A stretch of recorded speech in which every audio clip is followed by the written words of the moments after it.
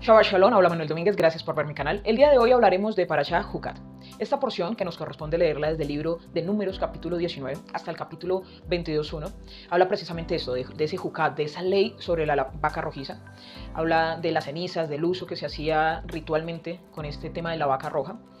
Pero va a hablar de 3 temas adicionales importantes, casi 4 temas adicionales, que es la muerte de Miriam y Aarón, el episodio donde se golpea la roca, va a hablar de la serpiente en el desierto, y también va a terminar hablando de una guerra con los hermonitas, que son Sehón y Og.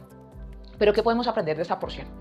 Esta porción básicamente nos está enlazando el mérito que tenemos nosotros versus el mérito que tiene el mundo. Y sabemos que es más fuerte el que está en nosotros que el que está en el mundo. Y todas estas palabras que sabemos que nos enfrentamos día a día a una situación física, espiritual, de la guerra de la luz con las tinieblas y de hacer lo correcto versus aquellos que se esfuerzan por hacer lo incorrecto. ¿Y por qué lo digo así?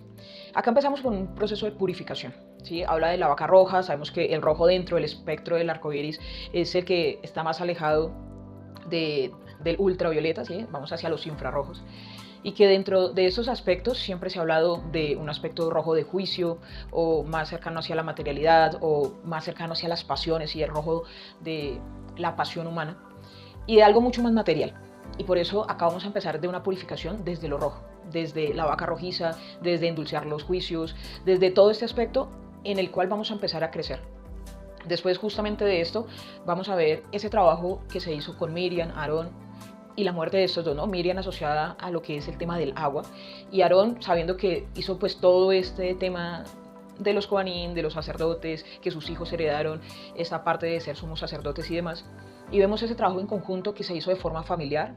En algunos momentos estuvo el episodio de la murmuración, pero siempre hubo un trabajo en equipo familiar, y eso también es parte de la purificación, de cómo nos relacionamos, no solamente nosotros, y de cómo queremos salir de ese juicio de vete y no pequen más y todo lo que decía el Mesías, sino que vamos a ver cómo nos relacionamos con los demás. Y claro, aquí ya habla de la muerte de Miriam, que como le decía estaba asociado con el agua, del seguimiento del agua y del cántico del mar y todo esto, y de la sucesión de los Kohanim, de los sacerdotes, posterior a la muerte de Aarón.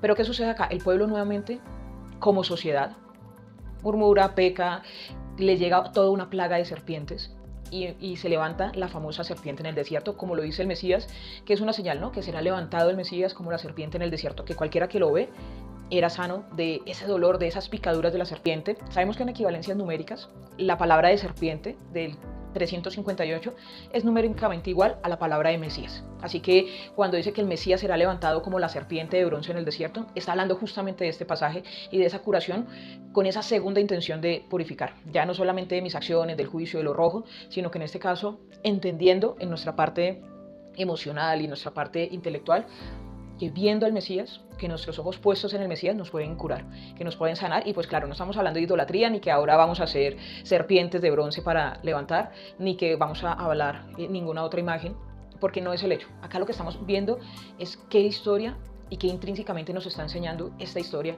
respecto a nuestra espiritualidad y cómo podemos crecer de la mano de la Ruach HaKodesh, del Espíritu Santo, de entender que el Mesías tiene unas características y que justamente Moisés escribió del Mesías, porque él dice, si creen en mí, crean en Moisés, que escribió de mí. Volvemos a ver la vaca rojiza del juicio, la relación familiar, cómo es nuestra relación como sociedad, cómo nos purificamos como sociedad. En el tema del liderazgo ya no es lo personal, ni lo familiar, ni lo social, sino de cómo se comporta ese líder.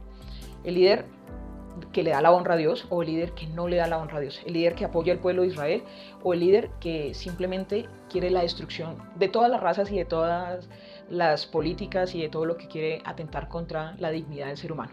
Entonces están los dos polos. De aquí el líder bueno que realmente reconoce que hay un poder de lo alto, y aquí el líder que va totalmente en contra de las cosas de Dios. Pero este líder que iba a favor de las cosas de Dios, que es Moisés, que escribe la Torá, que es el más impresionante de todos los líderes, el Señor le dice, no vas a poder entrar justamente por este pasaje, porque se olvidó de darle la honra a Dios. No es el golpe, no es la forma en cómo se saca el agua de la roca, no tiene que ver con eso, sino de decir yo lo hice, pero sin darle la gloria a Dios. Y sabemos acá que nuevamente Miriam, hablamos del concepto del agua, acá hay un concepto místico que es que ya no tenían agua, y de una manera instintiva cualquier animal, cualquier mamífero busca el agua. Sabemos que se quejaron por el agua amarga en Mará, sabemos que siempre se buscó agua en el desierto, sabemos que aunque llovía pan del cielo, ahora no había agua, y teníamos que pedirla a Dios. Y el agua es precisamente lo que simboliza la palabra de Dios. Simboliza la Torá, simboliza ese flujo energético que viene desde el creador de todas las cosas hacia nosotros. Ahora, puede haber un bloqueo, puede haber una roca, puede haber... Pero cuando el Señor quiere darte la bendición, cuando el Señor quiere hablarnos a nuestro corazón, simplemente con pedirlo a la roca va a brotar agua. Y es algo impresionante, contraintuitivo, antinatural, que de una roca pueda salir agua, pero el Señor nos hace entender que nada puede bloquearlo. Las puertas que Él ha abierto, nadie las puede cerrar. Y esto es lo que debemos entender para nosotros. Que cuando veamos el milagro, que cuando veamos esa palabra que nos impulsa a hacer algo, que guiamos nuestra vida por una palabra de Dios, que guiamos nuestra vida por esa confianza y esa fe que tenemos en el Señor, que esa fe no sea fe en la fe, sino que esa fe sea entender que lo que recibimos debemos agradecerlo al Creador de todas las cosas que nos ha dado el mundo entero para que nosotros podamos disfrutarlo. Y claro, aquí vamos a hablar de la guerra, después de ya estar purificados, de tener agua, de entender que metafísicamente se superan las cosas físicas, pero que igual manera lo recibimos en la bendición física, viene la guerra con los hermonitas. Y esta guerra tiene una particularidad según el Zohar, y es que Og tenía los méritos de la circuncisión. ¿Y qué hacer cuando los enemigos, los grandes gobiernos, posiblemente esas personas que aparentemente tienen un cargo superior a ti o que tienen una posición mayor o en un país de mayor per cápita por persona, qué hacer a través de decir lo que está haciendo esta persona no está correcto al propósito divino, ni al propósito que se tiene para el ser humano, ni para la moral, ni para la construcción de sociedad, ni para la equidad y realmente esa sociedad que ama a la misma sociedad, ¿no? Que todos vivamos realmente en un conjunto y en un de acuerdo y echar para el mismo lado, como decimos en Latinoamérica, hacia el mismo camino. ¿Qué hacer con estos gobiernos? Y es entender que aquí Dios le da un respaldo a Moisés. Según los escritos del Zohar, dice que el Señor le dijo que no tuviera miedo, aunque Og pudiera aparentemente tener algún tema de mérito por el tema de la circuncisión.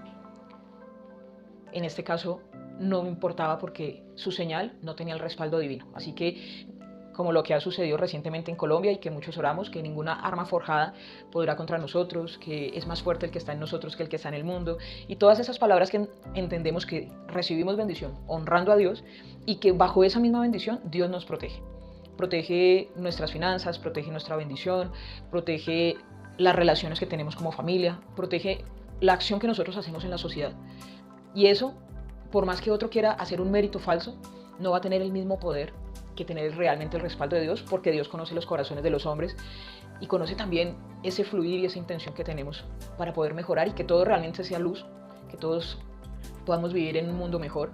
Y es notorio cuando hay un líder, cuando hay un grupo que simplemente quiere destruir, porque recordemos, como lo dijo el Mesías, el malo únicamente vino a robar, a matar y a destruir, y nuestra función como seres de luz, como personas que quieren impactar positivamente la sociedad, es precisamente ser sal y luz de la tierra para que podamos extender esa luz y hacer que más seres humanos vivan mejor y que vivamos en una sociedad realmente de respeto, de ayuda mutua, de igualdad de condiciones, en el sentido de que todas las bendiciones que recibimos damos honra a Dios para que sigamos teniendo un planeta lleno de bendiciones dadas de Kadosh Baruj. Shalom a todos.